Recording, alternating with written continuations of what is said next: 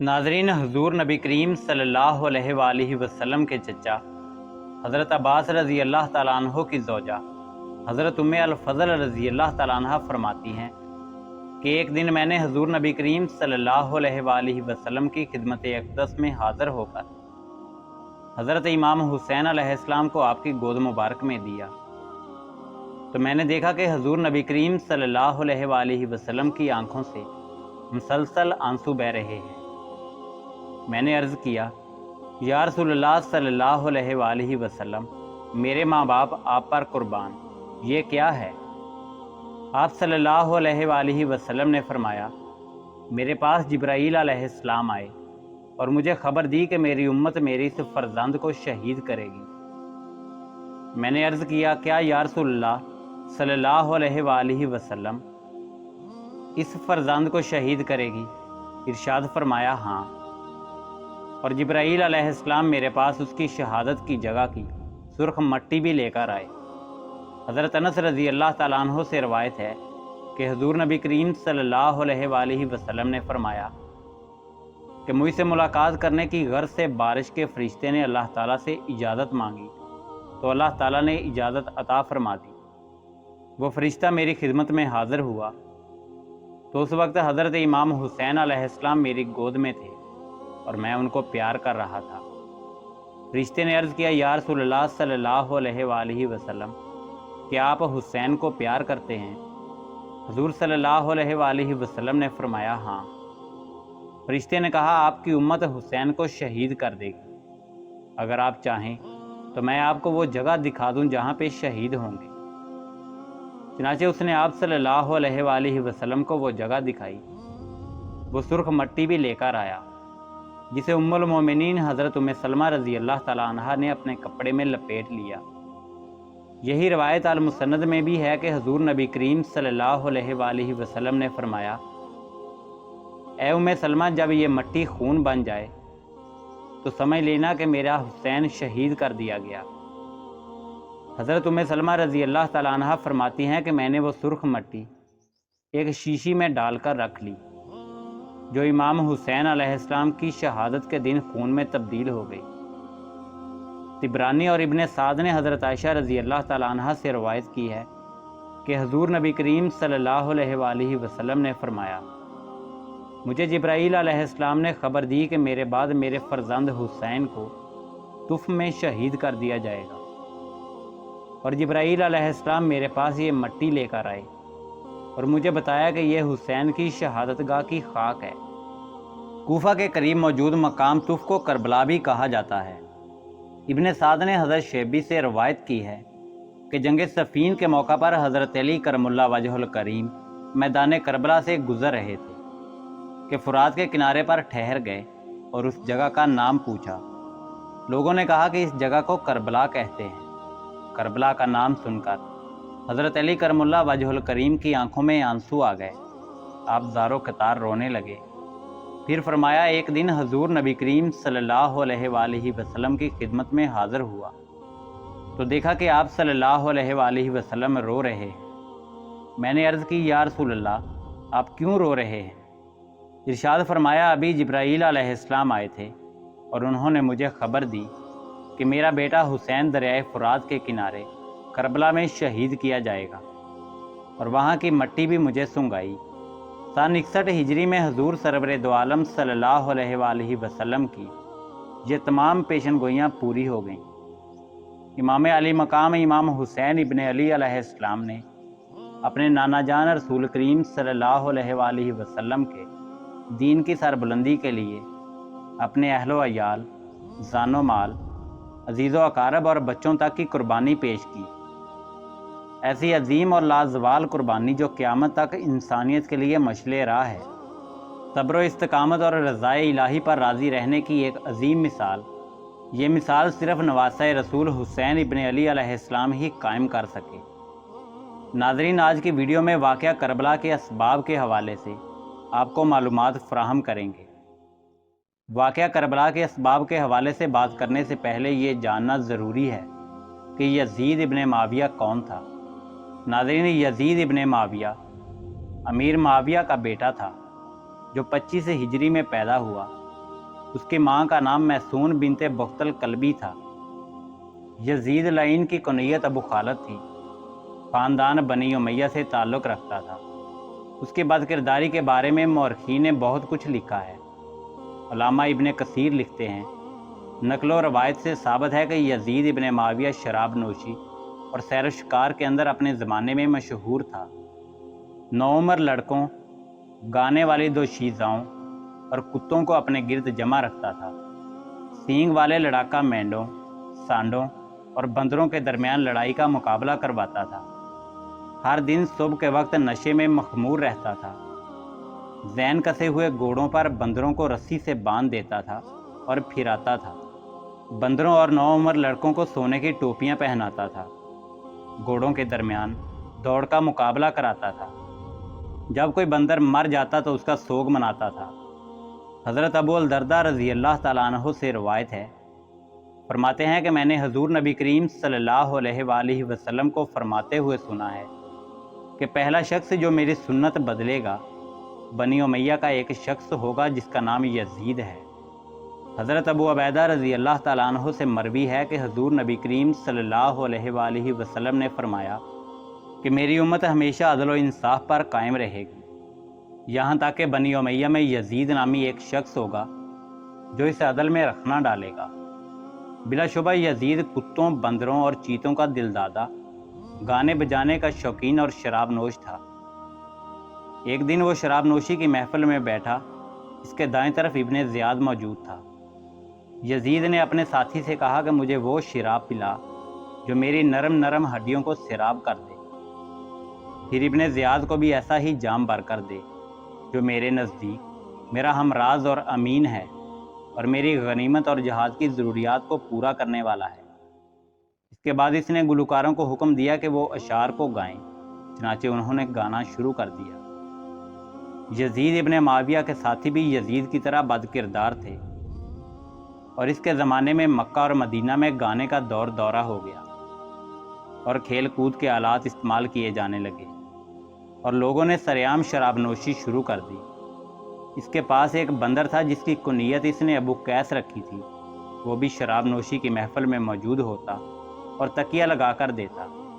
وہ بڑا خبیث بندر تھا، وہ اسے جنگلی گدھی پر جو بندھی ہوئی تھی چڑھا دیتا تھا۔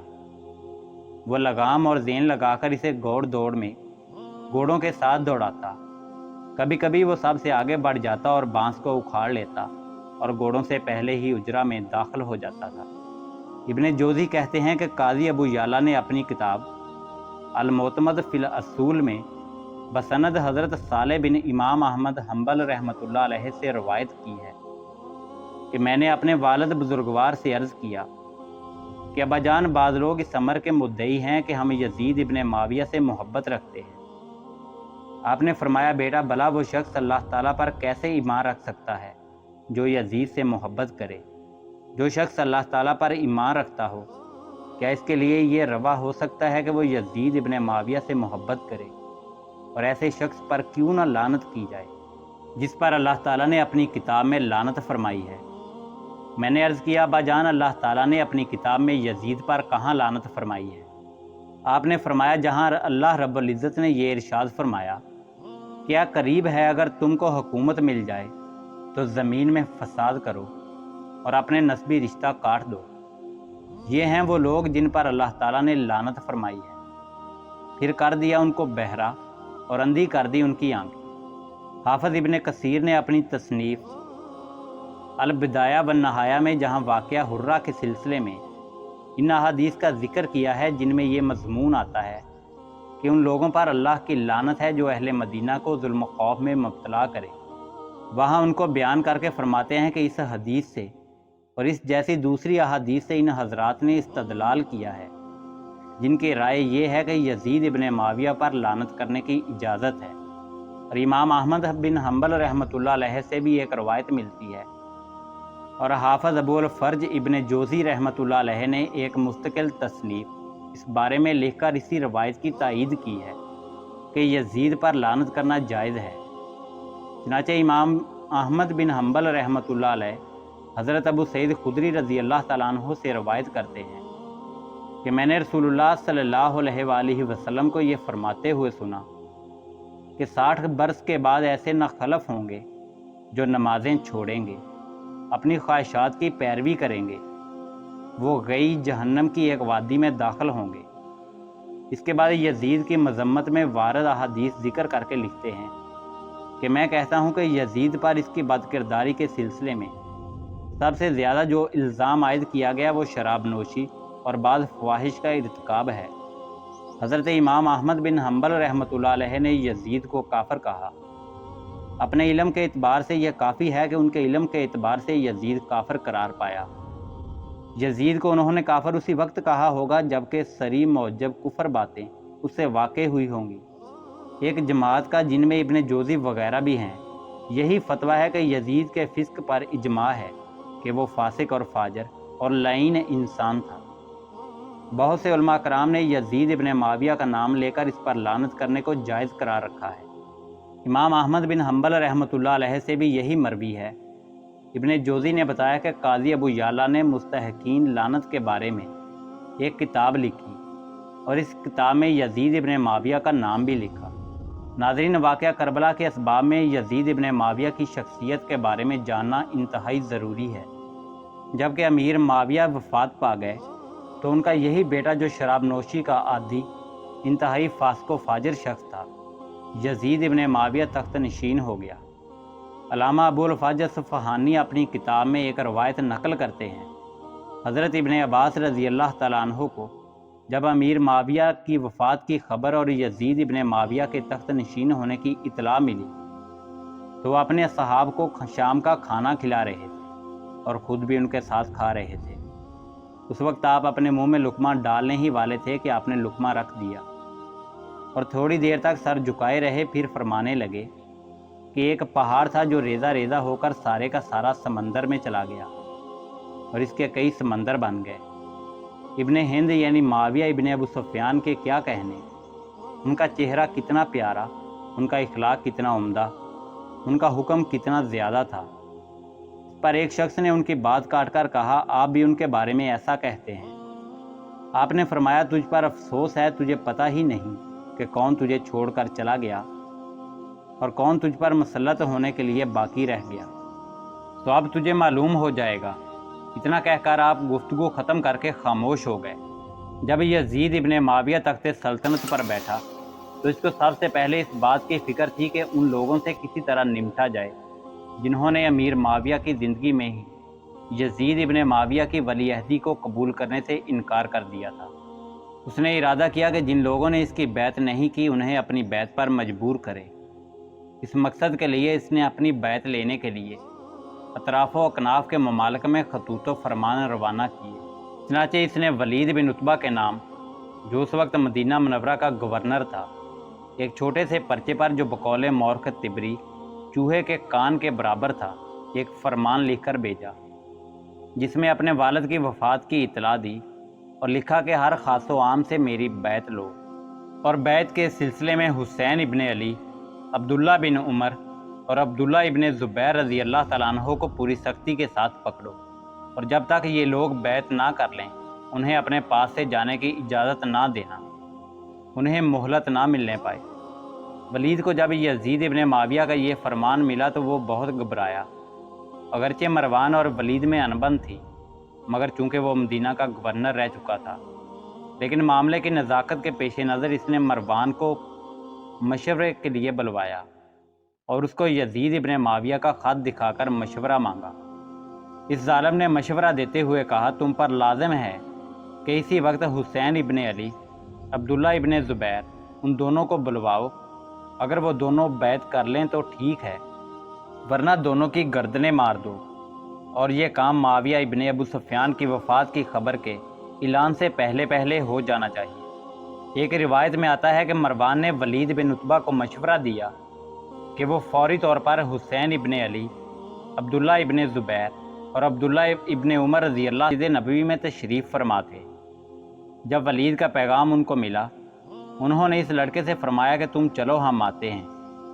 وہ چلا گیا تو حضرت عبداللہ بن زبیر رضی اللہ تعالیٰ عنہ نے حضرت امام حسین رضی اللہ تعالیٰ عنہ سے کہا اس بے وقت کی طلبی کے بارے میں آپ کا کیا خیال ہے؟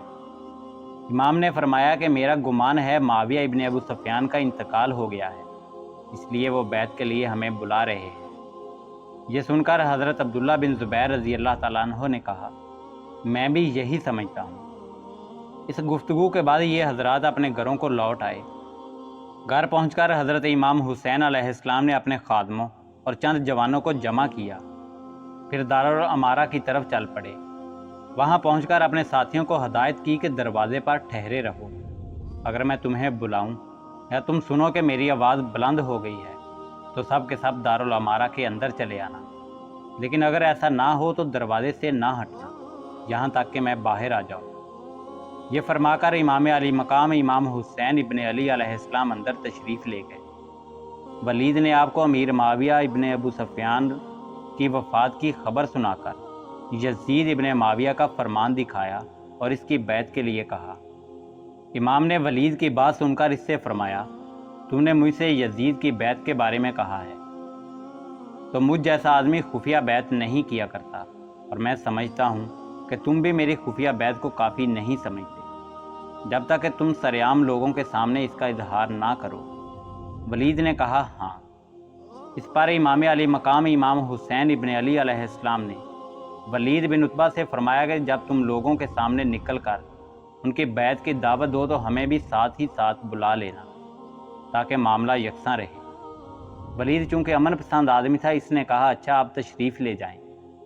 جب امام وہاں سے تشریف لے جانے لگے تو مروان بن حکم نے برم ہو کر ولید سے کہا، خدا کی قسم اگر یہ اس وقت بغیر بیعت کے تیرے پاس سے چلے گئے تو پھر کبھی بھی تو ان سے بیعت لینے پر اس وقت تک قادر نہ ہو سکے گا جب تک کہ تمہارے اور ان کے مابین کثرت سے لوگ قتل نہ ہو جائیں۔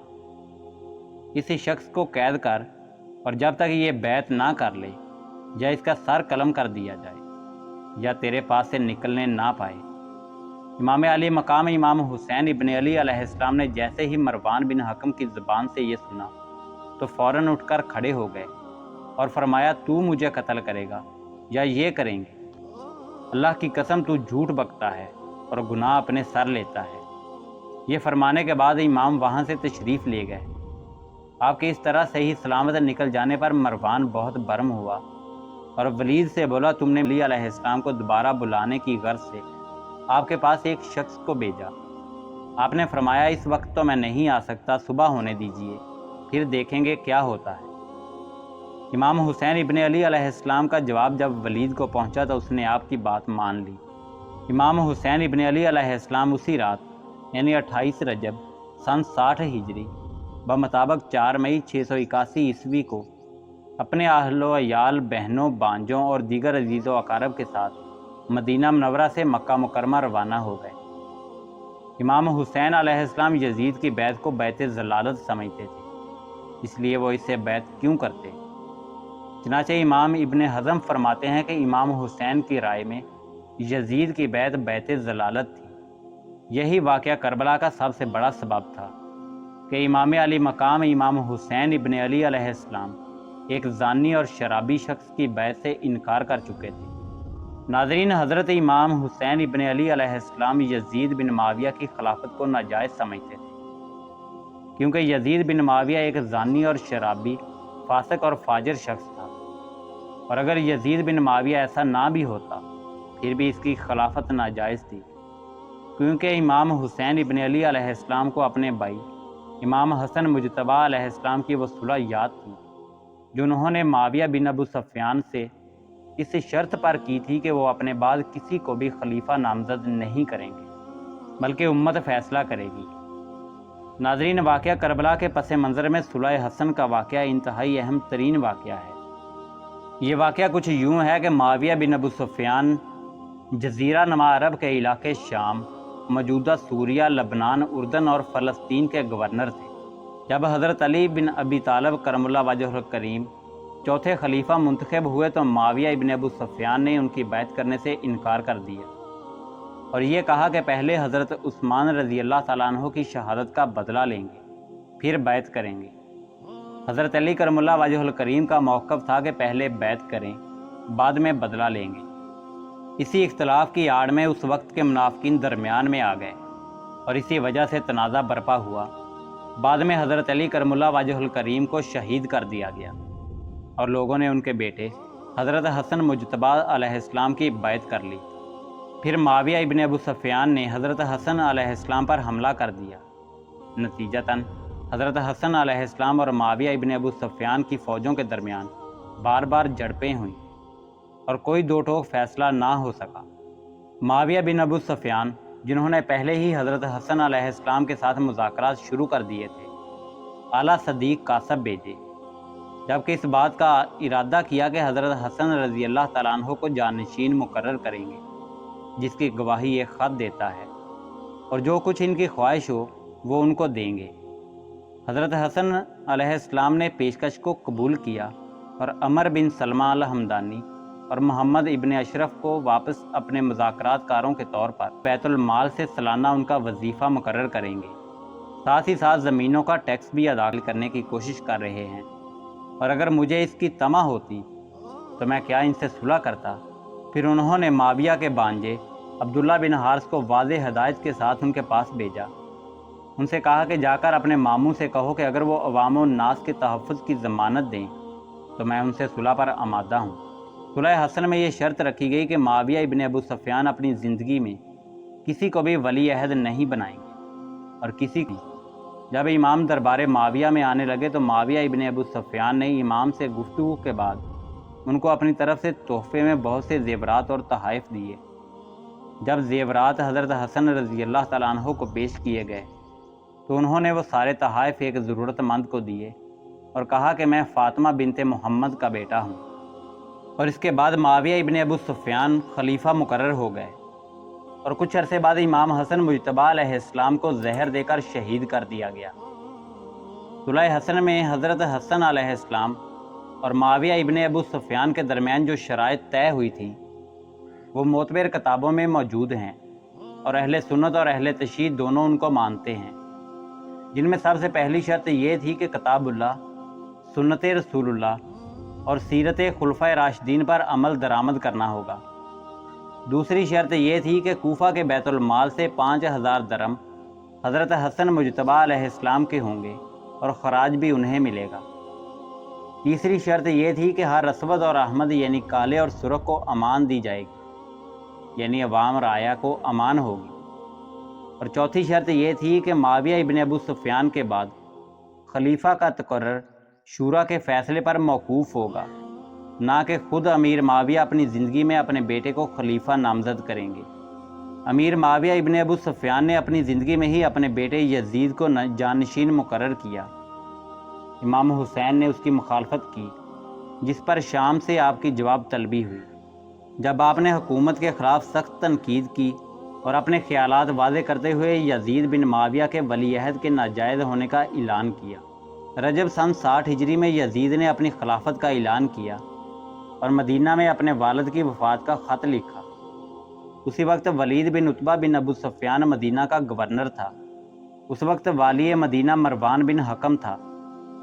जब उन्होंने इमाम हुसैन को बुलाकर बैत तलब की तो आपने साफ इनकार कर दिया। हज़रत उस्मान गनी रज़ी अल्लाह तआला अन्हु की शहादत के बाद हज़रत अली करमुल्लाह वजहुल करीम की खिलाफत के आगाज़ से ही मुसलमानों में जो खाना जंगी पैदा हो गई, इसका ख़ात्मा हज़ूर नबी करीम सल्लल्लाहु अलैहि वसल्लम की पेशन गोइयों के मुताबिक हज़रत अली करमुल्लाह वजहुल करीम के बेटे हज़रत इमाम हसन मुजतबा अलैहिस्सलाम के हाथों हुआ। हज़ूर नबी करीम सल्लल्लाहु अलैहि वसल्लम ने अपने हर दिल अजीज़ नवासे इमाम हसन मुजतबा अलैहिस्सलाम के बारे में ये बशारत सुनाई थी कि मेरा ये बेटा सरदार है। उम्मीद है कि अल्लाह इसके ज़रिए मुसलमानों की दो बड़ी जमातों के दरमियान सुलह कराएगा।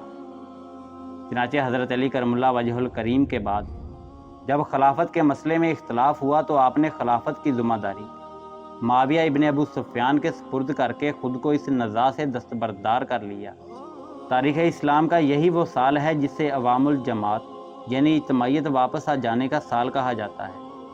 हज़रत हसन अलैहिस्सलाम ने इख्तलाफ ख़त्म करने के लिए अगरचे ख़ुद को दस्तबरदार करके माविया इब्न अबू सुफ़ियान को खिलाफत की ज़िम्मेदारी दी, लेकिन हसन इब्न अली अलैहिस्सलाम के छोटे भाई इमाम अली मकाम इमाम हुसैन इब्न अली उस वक्त भी इस फैसले से राज़ी ना थे।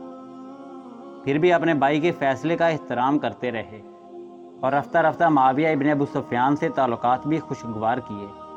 مگر اختلاف پھر اس وقت پیدا ہوا جب معاویہ ابن ابو سفیان نے کسی کو اپنا جانشین بنانا چاہا اور اس کے لیے اپنے بیٹے یزید کو موضوع قرار دیا۔ یزید کی جانشینی پر بہت سے لوگوں نے اختلاف کیا، جن میں حسین ابن علی علیہ السلام، حضرت ابو بکر صدیق رضی اللہ تعالیٰ عنہ کے بیٹے عبد الرحمن رضی اللہ تعالیٰ عنہ، حضرت عبداللہ بن عمر اور حضرت عبداللہ بن زبیر رضی اللہ تعالیٰ عنہ سر فہرست ہیں۔ ان حضرات کا اختلاف عہدہ طلبی یا کسی دنیاوی مصلحت کو پیش نظر نہیں تھا، بلکہ اس کے پیچھے یہ نیک خیال کار فرما تھا کہ باپ کا اپنے بعد اپنے بیٹے کو عہد خلافت پر فائز کرنا اسلامی خلافت کا دستور نہیں بلکہ شاہی طرز حکومت کا دستور ہے، جس میں رعایا کا کوئی اختیار نہیں ہوتا، بلکہ وہ ایک خاندان کے ماتحت رہنے پر مجبور ہوتے ہیں اور ہر طرح کے ظلم و شدت کو برداشت کرنا ہی ان کی ذمہ داری ہوتی ہے۔ ان حضرات کے پیش نظر یہ بات تھی کہ ابھی جب کہ جلیل القدر صحابہ کرام موجود ہیں اور اہل بیت اطہار کے نوجوان اور جلیل القدر لوگ موجود ہیں، تو ان کی موجودگی میں ان میں سے ہی منصب خلافت کے لیے موزوں ہو سکتا ہے۔ ان کی موجودگی میں ایک نوجوان اور انتہائی بد کردار شرابی اور زانی شخص جو صحابی بھی نہیں ہے کیسے خلیفہ بنایا جا سکتا ہے؟ گویا یہ اختلاف ایک اصولی اور اخلاص پر مبنی اختلاف تھا، جس کا مقصد حق کی ترجیح اور عہد خلافت کی عظمت و اہمیت کا تحفظ تھا۔ ناظرین، اس پس منظر میں امام علی مقام امام حسین ابن علی علیہ السلام کے ساتھ جو شخصیت سب سے پہلے کھڑی ہوئی وہ عبداللہ بن زبیر رضی اللہ تعالیٰ عنہ تھے۔ صحیح بخاری میں حضرت ابن عباس رضی اللہ تعالیٰ عنہ سے روایت ہے کہ حضرت عبداللہ بن زبیر رضی اللہ تعالیٰ عنہ کے والد حضرت زبیر رضی اللہ تعالیٰ عنہ حضور نبی کریم صلی اللہ علیہ وآلہ وسلم کے حواری تھے اور ان کے نانا حضرت ابو بکر صدیق رضی اللہ تعالیٰ عنہ یار غار تھے، اور ان کی والدہ حضرت اسماء رضی اللہ تعالیٰ عنہ جنہوں نے ہجرت کے وقت حضور صلی اللہ علیہ وآلہ وسلم کا زاد سفر اپنے پٹکے میں باندھا تھا، اور ان کی خالہ ام المومنین سیدہ عائشہ صدیقہ رضی اللہ تعالیٰ عنہ اور ان کی پھپھی یعنی ان کے والد کی پھپھی حضور نبی کریم صلی اللہ علیہ وآلہ وسلم کی زوجہ مطہرہ سیدہ خدیجہ الکبریٰ رضی اللہ تعالیٰ عنہ، ان کی دادی حضرت صفیہ رضی اللہ تعالیٰ عنہ حضور صلی اللہ علیہ وآلہ وسلم کی پھپھی، اور پھر وہ خود اسلام میں پاک باز اور قرآن حکیم بکثرت پڑھنے والے تھے۔ صحیح بخاری میں ہے حضور نے خود حضرت عبداللہ بن زبیر رضی اللہ تعالیٰ عنہ کو گٹی دی تھی۔ حضرت عبداللہ بن زبیر کی والدہ فرماتی ہیں کہ جب ہجرت کر کے مدینہ منورہ آئیں تو ان دنوں حضرت عبداللہ بن زبیر ان کے پیٹ میں تھے۔ پیدا ہوئے تو وہ بچے کو لے کر سرکار کی خدمت میں حاضر ہوئیں۔ آپ نے ان کو اپنی گود میں لیا، کھجور منگوائی اور اس کو اپنے منہ میں چبا کر حضرت عبداللہ کے منہ میں ڈال دیا، اور پھر آپ کے تالو پر وہ کھجور ملی اور ان کے لیے برکت کی دعا کی، اور یہ پہلے بچے تھے جو اسلام میں ہجرت کے بعد مہاجرین میں پیدا ہوئے۔ صحیح مسلم میں حضرت اسماء رضی اللہ تعالیٰ عنہ کی روایت میں یہ اضافہ ہے کہ پھر حضور نبی کریم صلی اللہ علیہ وآلہ وسلم نے ان کے سر پر ہاتھ پھیرا، ان کے لیے دعائے خیر کی اور ان کا نام خود عبداللہ رکھا۔ پھر جب وہ 7 یا 8 سال کے ہوئے تو حضور سے بیعت کرنے کے لیے حاضر ہوئے۔ حضرت زبیر بن العوام رضی اللہ تعالیٰ عنہ نے ان کو ایسا کرنے کا حکم فرمایا۔ حضور صلی اللہ علیہ وآلہ وسلم نے ان کو اپنی طرف آتے دیکھ کر تبسم فرمایا اور پھر ان سے بیعت لی۔ اس حدیث میں حضرت عبداللہ بن زبیر کے بہت سے مناقب ہیں۔ یہی وہ تھے جو سب سے پہلے حضور نبی کریم صلی اللہ علیہ وآلہ وسلم کے پیارے نواسے امام علی مقام امام حسین ابن علی علیہ السلام کے شانہ بشانہ یزید ابن معاویہ کے خلاف کھڑے ہوئے۔ حضرت عبداللہ بن زبیر رضی اللہ تعالیٰ عنہ 27 رجب سن 60 ہجری کی رات ہی مدینہ چھوڑنے کی غرض سے اپنے گھر سے نکل پڑے اور مقام فرا کی طرف چل پڑے۔ ان کے ساتھ ان کے بھائی جعفر کے علاوہ اور کوئی شخص نہ تھا۔ تعقب کے خوف سے انہوں نے عام راستہ اختیار نہیں کیا اور مکہ کی طرف روانہ ہو گئے۔ جب صبح ولید کو پتہ چلا تو ان کے تعاقب میں اس نے کچھ افراد کو بھیجا۔ مروان نے کہا کہ وہ مکہ کی طرف گئے ہیں۔ خادموں میں سے ایک خادم کو 80 سواروں کے ساتھ اس مقصد کے لیے روانہ کیا گیا کہ عبداللہ بن زبیر کو تلاش کر کے گرفتار کرو، لیکن وہ تلاش نہ کر سکے اور واپس آ گئے۔ دوسری طرف وہ لوگ اس دن حضرت امام حسین کو بھول گئے کیونکہ سارا دن تو عبداللہ بن زبیر کو ڈھونڈنے میں لگے رہے۔ جب شام ہوئی تو اس وقت امام حسین کو بلانے کے لیے کسی کو بھیجا، مگر آپ نے فرمایا صبح ہونے دو، اس وقت میں نہیں آ سکتا۔ لہٰذا انہوں نے اصرار نہیں کیا اور خاموشی اختیار کی۔